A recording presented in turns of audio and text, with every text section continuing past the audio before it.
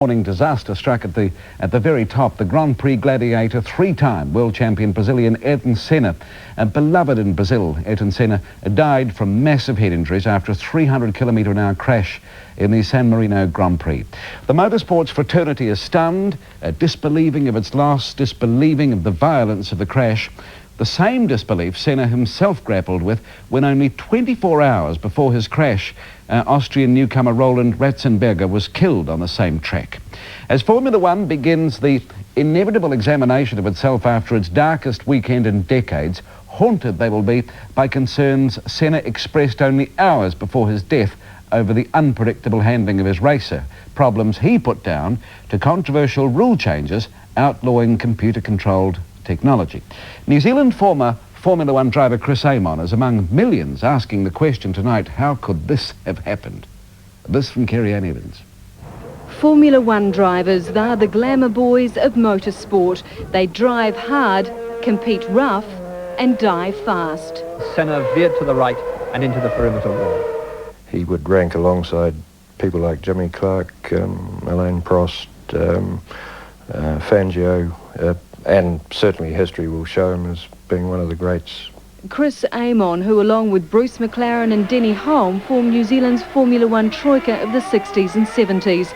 They lived and died through an era where driving ability mattered, an era less pressured than today's commercialised motorsport competition that could afford Ayrton Senna 60 million New Zealand dollars a year to drive the vehicle that eventually killed him.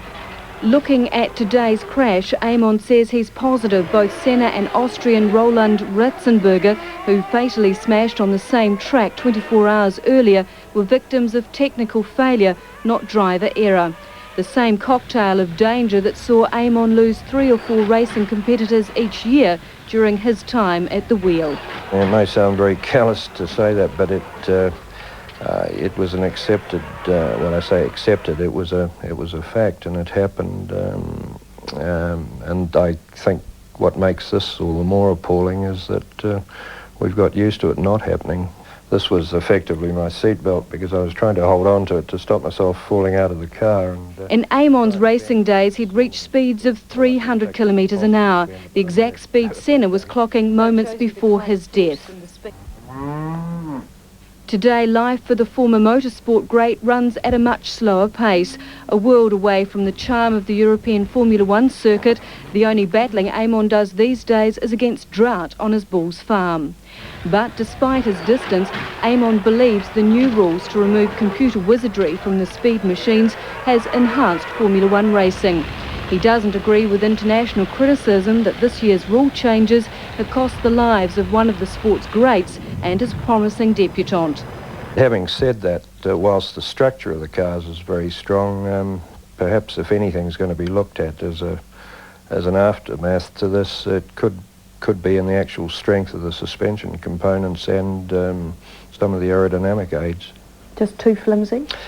Yes, I mean, it's very hard for me to sit here and say that they're too flimsy, but certainly there has been a significant number of suspension and aerofoil failures over the years, and if that was the case in these 2 accidents, then perhaps that's an area that could be looked at. Ironically, today, as the deeply religious Senna was preparing for the San Marino Grand Prix, he raised concern about his vehicle's ability to handle the complex Bologna track. For Amon, it was that same fear of technical failure that weighed heavily on his mind before every great race. I certainly had a very strong fear of mechanical failures, and they are inevitable in motor racing. That was the thing I feared most. I was always quite confident that I wasn't going to make a mistake. Of course, inevitably, sometimes you do, but it was that fear of mechanical failure that was, foremost in my mind.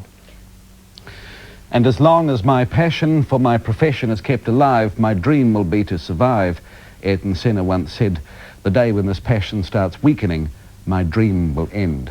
But of course the career has ended tragically before the passion waned. That's Holmes tonight.